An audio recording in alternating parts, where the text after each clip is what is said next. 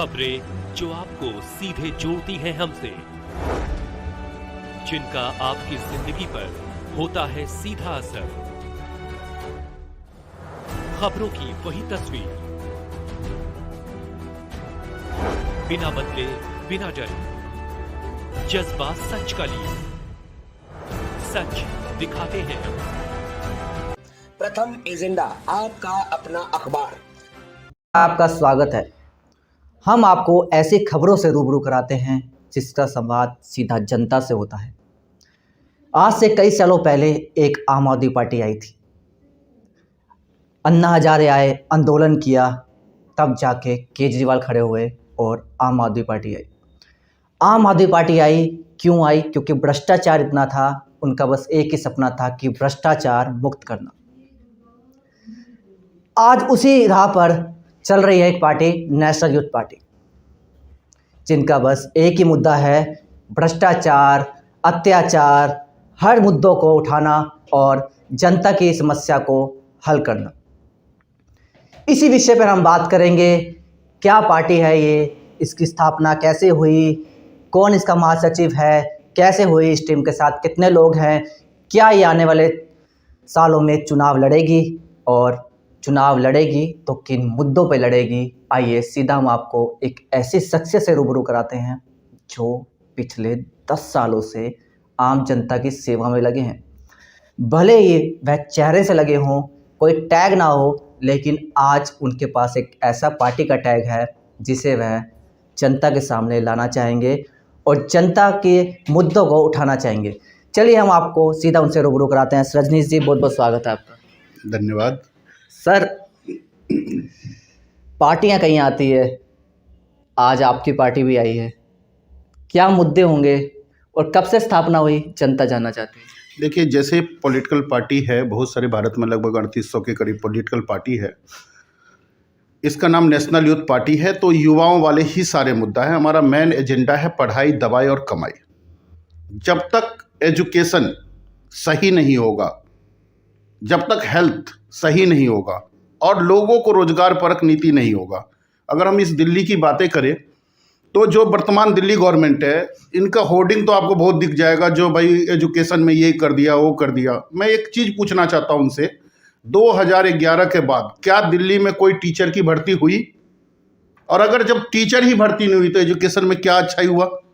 भाई, बिना टीचर के स्कूल चल सकता है क्या? नहीं चल सकता। उसी तरह से मैं ये चाहूँगा, जो जितने भी लोग आपके वीडियो देखें, अपने मोबाइल में ए से लेकर जेड तक का नंबर उठाए और किसी भी को कॉल करे। कोरोना के समय में बिना इलाज के ऐसा कोई सिंगल व्यक्ति भी नहीं होगा जिसके परिवार वाले, जिनके मित्र, जिनके जानकार का देहांत नहीं हुआ होगा, और केवल वो देहांत हुआ इलाज के बिना, ऑक्सीजन के बिना। तो इतनी सारी मौतें हुई दिल्ली में, तो यहाँ पे स्वास्थ्य व्यवस्था भी खराब है। रोजगार की बातें हम करें तो देखिए, सबसे ज़्यादा रोजगार आता है उद्योग और व्यापार से। दिल्ली देश के सबसे महंगी बिजली देने वाला स्टेट है। मतलब दिल्ली से पूरी तरह से इंडस्ट्री पलायन कर रहा है, इसलिए क्योंकि सबसे महंगी बिजली है यहाँ पे। 19 रुपये एवरेज जो कमर्शियल का बिजली बिल है, वो 19 रुपये पर यूनिट बैठ रहा। बवाना से 5 किलोमीटर आगे चले जाइए, हरियाणा में 5-7 किलोमीटर आगे, वहाँ पे वही 12-13 रुपये यूनिट बिजली पड़ रहा। अगर 10,000 यूनिट बिजली अगर यूज कर रहा है एक जो फैक्ट्री है, 7 रुपये का मतलब ये हो गया, जो 70,000-80,000 रुपये का बिजली हर महीना एक्स्ट्रा दे रहा है वो हरियाणा से, जो हमारी पड़ोसी राज्य है। ऐसे तमाम चीज़ है जिस कारण से हमारे राज्य से उद्योग भी भागा जा रहा है। जब हमारे राज्य में उद्योग भी नहीं रहेगा तो कमाई का भी साधन नहीं रहेगा। सर, सबसे बड़ा सवाल, प्रथम एजेंडा भी आपसे पूछ रहा है। आपने कहा हमारा मुद्दा होगा स्वास्थ्य, एजुकेशन और कमाई। यही चीज़ तो जब दिल्ली वालों को फ्री में मिल रही है, दिल्ली के मुखिया फ्री में दे रहे हैं, तो आपको क्यों लाएंगे सर वो? देखिए, फ्री में किसको मिल रहा है पढ़ाई, दवाई, कमाई, ये बताइए। अभी आपको सबसे पहले एजुकेशन की हाल बता दिया।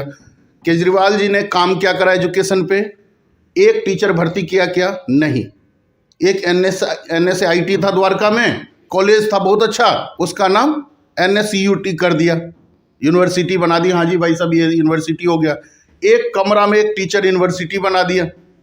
तो इसको एजुकेशन का काम थोड़ी कहेंगे आप ये देखिए, जो 2013 में जब ये आए तब सरकारी स्कूल में कितने बच्चे था, आज 2024 में हम बैठे हुए हैं तो सरकारी स्कूल में बच्चे घटे या बढ़े? जब 2013 के बराबर ही बच्चे 24 में हैं तो भाई एजुकेशन सिस्टम तो अच्छा हुआ नहीं ना, क्योंकि दिल्ली की आबादी लगभग 25% बढ़ गया। सर, दिल्ली के मुखिया तो ये कहते हैं कि आज से 15 साल पहले कांग्रेस की सरकार थी दिल्ली में, ठीक है, उन्होंने कीचड़ किया, भाजपा ने कमल खिलाया, कमल के बाद झाड़ू आई, धूल उड़ा दी हमने। तो आप क्या करेंगे? आप झाड़ू चल रही है कि आप क्या करेंगे? आप क्या मतलब कुछ ऐसा करेंगे कि जैसे उन्होंने रेवड़ियाँ दे दी फ्री की, आप क्या करेंगे? दिल्ली वालों का दिल जीत लेंगे? आपकी पार्टी में इतना दम है? देखिए, फ्री में तो हम कुछ नहीं देंगे और ना हम देने वाले होते हैं, और कोई भी सरकार नहीं देने वाले होते हैं। जो भी आपको फ्री में मिलता है उससे ज़्यादा महंगा आपका टैक्स लगा दिया जाता है आपके ऊपर। मैं और जो आम जनता होगी उनको जब फ्री में मिल रहा है, नहीं वही बता रहा हूँ मैं। हाँ, अब जैसे इन्होंने बस का टिकट फ्री किया महिलाओं के लिए, पूरी डीटीसी खत्म हो गई। आज के डेट में डीटीसी की कोई बस आ रही हो तो आप बता दीजिए। जब बस ही नहीं रहेगी, आज चलो ठीक है 3 साल और बस चल लेगी, 2026 में सारी बसें खत्म हो जाएगी डीटीसी की, क्या उसके बाद भी फ्री मिलेगा क्या? तो ये सोचने वाली बात है। यही दिल्ली वाले से यही बातें हम समझाना चाह रहे हैं। जब बस ही नहीं रहेगी तो फ्री क्या मिलेगी? जब प्राइवेट बस होगा तो प्राइवेट कंपनी तो अपने हिसाब से चलाएगा। पर आजकल दिल्ली वाले तो ये कहते हैं, हमारी बात हुई थी, आपने बहुत बढ़िया बात बोली कि बसें नहीं रहेगी तो क्या होगा, अभी तो फ्री की रेवड़ियाँ मिल रही है। पर दिल्ली वाले कहते हैं अभी जो मिल रहा है वो तो मिल रहा है, आने वाला कौन देखता है, कल का नहीं पता। आपकी पार्टी कैसे दिल जीतेगी? सबसे बड़ा सवाल ये है, क्योंकि दिल्ली वालों को फ्री की रेवड़ियों का स्वाद चख चुके हैं। किसी को फ्री की रेवड़ी जब मिल जाए तो कोई नहीं चाहेगा कि आम आदमी पार्टी को हटाया जाए। सबसे बड़ा मुद्दा ये है, आपकी पार्टी क्या करेगी? क्योंकि आपके मुद्दे भी वही हैं, आप क्या करेंगे? देखिए, उनके मुद्दे और हमारे मुद्दे बिल्कुल भी सेम नहीं है। सबसे पहले तो मैं ये क्लियर कर देना चाहता हूँ, हमारा मुद्दा वही है जो दिल्ली सरकार दिल्ली के बजट में कर सकती है, वही हम लोग घोषणा कर रहे हैं। हम लोग कोई घोषणा नहीं, एक्शन प्लान लाते हैं। जैसे decentralisation of power national youth party का सबसे प्रथम एजेंडा है। जो डिसेंट्रलाइजेशन ऑफ पावर मतलब सत्ता का विकेंद्रीयकरण, सिंगल विंडो काउंटर। आज के डेट में छोटे छोटे काम कराने के लिए जनता को घूस देना पड़ रहा। अगर सिंगल विंडो काउंटर का फार्मूला ये है, जो आप कोई भी काम हो, सरकारी काम, चाहे वो एमसीडी का काम है, दिल्ली सरकार का काम है, सेंट्रल गवर्नमेंट का काम है, आपको कोई पेन लेने की ज़रूरत नहीं है। आप सिंगल विंडो काउंटर पे एप्लीकेशन दीजिए, वो आपके घर पे करके देंगे।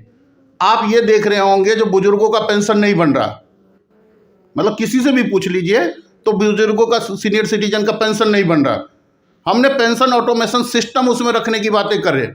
भाई, सरकार के पास आपका Aadhaar card, PAN card, voter ID card, driving licence A to Z है।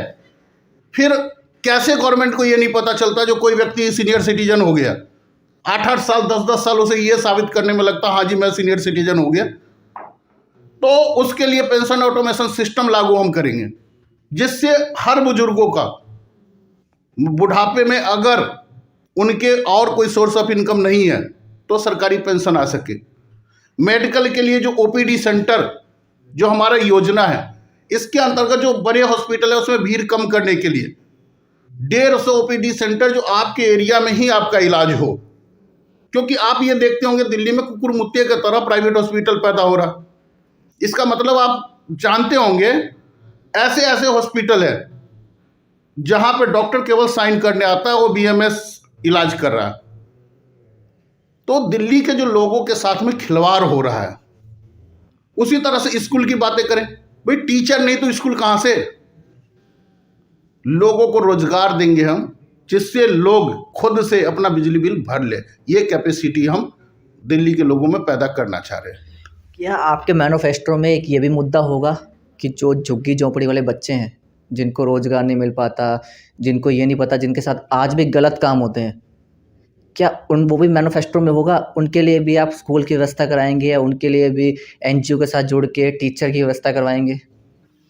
देखिए, चाहे झुग्गी के बच्चे हो, क्योंकि नेशनल यूथ पार्टी के एजुकेशन में एक फार्मूला है, उसमें हमने इस फार्मूला के अंतर्गत एक चीज़ रखा है, जो भी सरकारी नौकरी करेगा, चाहे विधायक बनेगा, एमपी बनेगा, जो दिल्ली सरकार, सॉरी एमपी बोल रहा हूँ, मतलब विधायक बनेगा, एसडीएम हो, डीएम हो या कोई भी विभाग में जॉब कर रहा है, दिल्ली सरकार से अगर सैलरी ले रहा है तो उसके अपने बच्चे को 10वीं क्लास तक सरकारी स्कूल में पढ़ाना ही पड़ेगा। अगर वो पढ़ाएगा बच्चे को तो सरकारी स्कूल का एजुकेशन अपने आप बेहतरीन हो जाएगा। आपके अगर स्कूल डीएम का बच्चा पढ़ रहा है ना, तो इस स्कूल में पानी भी होगा, टीचर भी होगा, बाकी व्यवस्था भी ऑटोमेटिक हो जाएगा। पहली बात तो ये है। और झुग्गी झोपड़ी दिल्ली में जो है, ये हमारे लिए शर्म की बात है। देश में हम एक तरफ विकसित भारत की बातें कर रहे हैं, दूसरी तरफ हमारे देश में ही इसी दिल्ली में 527 या 537 जगह पे झुग्गी है। तो हम 100% झुग्गी झोपड़ी का पुनर्वास की बातें कर रहे हैं, ना कि हम ये कर रहे हैं जो भाई उनको वहीं पे मकान, जहाँ झुग्गी वहाँ मकान। नेशनल यूथ पार्टी का ऐसा कोई एजेंडा नहीं है जहाँ झुग्गी वहीं मकान। हाँ, लेकिन झुग्गी झोपड़ी का हम 100% पुनर्वास की बातें कर रहे हैं। जहाँ ज़रूरत होगा वहाँ उनको शिफ्ट किया जाएगा। जहाँ पे ज़मीन खाली होगा तो हो सकता है उसी ज़मीन पे उनको बसाया जाए। लेकिन अगर उस कॉलोनी में, जैसे मान लेते कई सारे ऐसे कॉलोनी है जहाँ हॉस्पिटल के लिए ज़मीन था, अब वहाँ झुग्गी बन गया, तो भाई वहाँ झुग्गी वहाँ मकान देंगे तो कॉलोनी वालों के साथ में जुर्म नहीं है क्या? फिर वो झुग्गी कहीं और शिफ्ट करके उनको फ्लैट दिया जाए, और फ्लैट में भी गवर्नमेंट के खजाने पे ना पड़े। उसके लिए उस एरिया में कमर्शियल कॉम्प्लेक्स बनाया जाए, वो बेच के उनकी फ्लैट की कीमत निकाला जाए। जैसे अभी आपने एम्स के सामने देखा होगा, जो गवर्नमेंट का जो पूरा एरिया बसा है, तो उन एक भी बिल्डिंग का पैसे गवर्नमेंट ने नहीं लगाया। कुछ एरिया में कमर्शियल कॉम्प्लेक्स बनाया और उसी एरिया से उस फ्लैट का कीमत आया। वही सिस्टम हम लोग दिल्ली में लागू करना चाहते हैं झुग्गी पुनर्वास के लिए। ऐसे ही एक स्वराज पार्टी आई थी, लेकिन वो भी शून्य में ख़त्म हो गई। क्या लगता है आपको, खाता खुल पाएगी आपकी पार्टी? देखिए, हम तो ख़त्म होने के लिए तो पैदा ही नहीं हुए हैं। 15 साल पहले चले थे 117 लोगों के साथ में, देश के 117 लोगों से। आज देश के 17 राज्यों में नेशनल यूथ पार्टी की टीम है। जैसे आप इस ऑफिस में बैठे हैं, लगभग 100+ ऑफिस पूरे भारत में इसी टाइप का आज के डेट में नेशनल यूथ पार्टी का है। 17 राज्य में हमारा पूरा यूनिट है। कई स्टेट में, स्थानीय निकाय में हमारी अच्छी खासी विजय हुआ है। जम्मू कश्मीर जैसे राज्यों, कश्मीर के नाम सुन के दिल्ली में बहुत लोगों की हालत ख़राब हो जाता है, उस कश्मीर में नेशनल यूथ पार्टी के हर ब्लॉक में टीम है। तो ख़त्म होने के लिए अगर होते तो इतना मेहनत तो नहीं होता और देश में इतना ना फैलाव होता। सबसे बड़ा मुद्दा है रोजगार पर, उस पर आप कितना काम करेंगे? देखिए, जैसे हमारा पार्टी ही युवाओं का है, तो हमारा मेन एजेंडा रोजगार का है। क्योंकि अगर हम रोजगार नहीं दे पाएंगे, शिक्षा नहीं दे पाएंगे, स्वास्थ्य नहीं दे पाएंगे, तो फिर हमारी पार्टी का कोई मतलब है ही नहीं। नेशनल यूथ पार्टी नाम रखने से कुछ भी नहीं होगा। और एक चीज़ आपको बता देता हूँ, जब भी नेशनल यूथ पार्टी की सरकार बनेगी तो कम से कम 2.5 लाख लोगों की जो दिल्ली सरकार में अलग अलग एरिया में खाली पद है वो भरा जाएगा। जैसे आप मान लीजिए, इसमें ट्रांसपोर्टेशन में आज के डेट में सारे प्राइवेट किया जा रहा है, लेकिन 1 लाख लोगों की दिल्ली में ट्रांसपोर्ट सिस्टम में जॉब की ज़रूरत है और वो हो सकता है। उसी तरह एजुकेशन में 50 से 60 हज़ार लोगों की 37 हज़ार तो पद खाली है अभी टीचरों की। ये आप इतने बड़े बड़े वादे कर रहे हैं। दिल्ली का मुखिया जब कहता है कि एलजी मुझे काम नहीं करने दे रहे, तो आपकी पार्टी को क्या ये एलजी काम करने देंगे? देखिए, अगर एलजी काम नहीं करने देता तो कुछ काम में तो ये लोग बताते जो एलजी हमें काम करने दे रहे, मतलब हमने किया, तो फिर तो या तो ये इन्होंने कुछ नहीं किया। अब मैंने आपको 2 चीज़ बता रहा हूँ, भाजपा और आम आदमी पार्टी की ना 2-3 ऐसी चीज़ें बता रहा हूँ जो इन लोगों के मिली भगत से जनता को बेवकूफ़ बनाने का जो धंधा चल रहा है। आपने सुना होगा, जो रजिस्ट्री पे 1% टैक्स बढ़ा दिया गया। सुबह 11 बजे दिल्ली के मंत्रिमंडल एलजी के पास में रिपोर्ट भेज रहे हैं, जो रजिस्ट्री है उसको महिला के लिए 5 से 6% और पुरुष के लिए 7 से 8% कर रहे हैं। और 2 घंटे के बाद 11 का 1 बजे एलजी ने साइन करके वापस दिल्ली सरकार को भेज दिया, मतलब 1% बढ़ा दिया। ये भाजपा और आम आदमी पार्टी का जो जनता पे भार बढ़ाने वाला था। दूसरा, अभी 13-14 हज़ार मार्शल को हटाया गया, उसका भी विधेयक 12 बजे के करीब पास हुआ है दिल्ली मंत्रिमंडल में और एलजी के पास भेजा गया। एलजी 4:30 बजे वो लेटर पे साइन करके जो 13-14 हज़ार लोगों को नौकरी से हटाना था उसको हटा के ओके कर दिया, ये हो गया आपका दूसरा। तो ये इस टाइप के तो काम कर रहे जो जनता को नुकसान होगा। अगर नौकरी जा रहा तो जनता को नुकसान है, टैक्स बढ़ रहा तो जनता को नुकसान है। सर उन्होंने होम गार्ड की 10,000 भर्तियां भी तो निकाल दी। नहीं, पहले सुन लीजिए ये। तो ऐसे में जहां पे जनता का नुकसान है वहां पे ये दोनों एक है। लेकिन अगर छठ की बातें करें, छठ में यमुना पे बरसों से छठ हो रहा था भाई, जब सरकार ने कोई भी सुविधा नहीं दे रहा था तब भी हो रहा था और वर्तमान में भी हो रहा था। 2020 से यमुना में छठ पे रोक लगा है। अब एलजी साहब जो बीजेपी वाले हैं वो केजरीवाल पे आरोप लगा रहे, केजरीवाल साहब बीजेपी वाले पे आरोप लगा रहे जो भाई एलजी नहीं करने दे रहा, वो कर रहे, वो नहीं कर रहा। तो ये लोग नूरा कुश्ती कर रहे हैं जनता को बेवकूफ़ बनाने के लिए। सच्चाई ये है, न भाजपा वाले काम कर रहे हैं न एलजी काम कर रहे। आज के डेट में दिल्ली के कुछ आंकड़ा मैं बता रहा हूँ, आप घूमते रहते हैं, दिल्ली के जैसे थोड़ी सी बारिश हुई अभी, 75% गलियां कीचड़ कीचड़ भरा हुआ। पूरी दिल्ली में कहीं भी चले जाइए आपको कीचड़ ही कीचड़ दिखेगा। 75% गलियों में, लगभग दिल्ली के 80% घरों में साफ पानी नहीं आता पूरे साल। कहीं पे 2 महीना आता है, कभी कहीं पे 3 महीना आता है। तो पानी पीने का पानी नहीं हो रहा।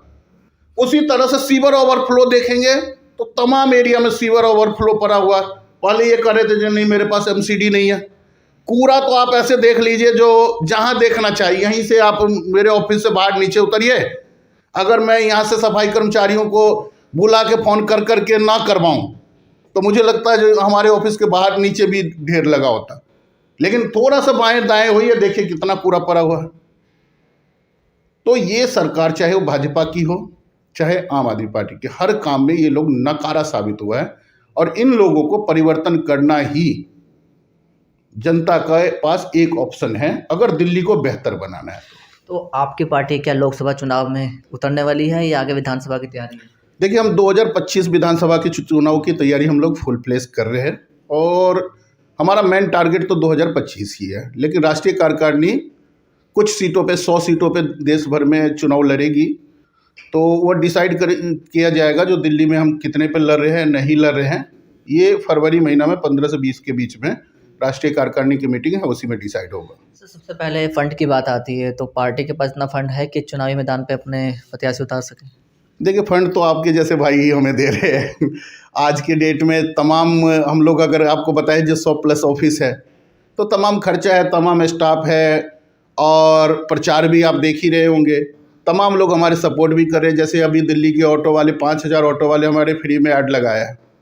मतलब ऑटो वाले, मतलब माना जाता है दिल्ली में किसी के एक भी ऐड फ्री में नहीं लगाता है, लेकिन हमारे 5000 से ज़्यादा ऑटो पे नेशनल यूथ पार्टी की ऐड फ्री में चल रहा है और एक भी ऑटो वालों ने कोई पैसा हमसे डिमांड नहीं किया है। आज से 2 साल पहले केजरीवाल हमारा हीरो की जो ऐड लगती थी ऑटो पे, अब लगता है कि आपको यूथ पार्टी की दिखाई देगी।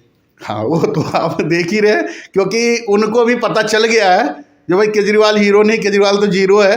केजरीवाल तो भ्रष्टाचार का जननी है और मुझे लगता है भारत में जितने भ्रष्टाचारी केजरीवाल है इतने बड़े तो कोई भी, येदियुरप्पा भी मुझे लगता है जो इससे पीछे ही हो गया होगा, जो कर्नाटक के सीएम थे।